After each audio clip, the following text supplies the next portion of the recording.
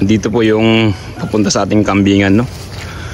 Ayan, so as usual, expected naman na kasi sobrang lakas po ni Bagyong Emong. Ayan, naputol lahat mga kaimito, yan, akasya, yan, sinira tong bubong natin, bubong ng ating kulungan ng kambing. Ayan, ito yung patubig po natin, no? Sira din, kuryente, lahat. Yung mga pato natin nagkalat na. Ayan, nahihirapang lumabas natin mga kambing dahil yan nga, yan sila, no? Tapos yan, kasagsagan ng bagyo, may nanganak. So tingnan natin. So ito po sila, no? Meron po tayong space doon. Yan, ito po yung ating mga kambing, no? So yan,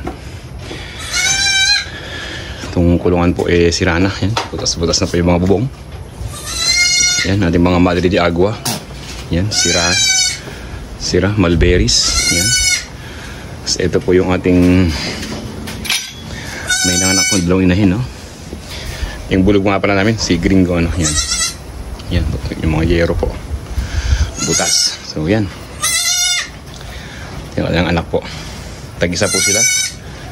Tag-isa lang po. Then, yun yung tatay po nila, no? Move on lang. Yan, sira-sira, no? Ganun talaga. Yun, yung dragon fruit farm po nasa kabila po, no? Hindi po kita dito. So yan, ito po yung situation po ngayon dito sa ating farm, no?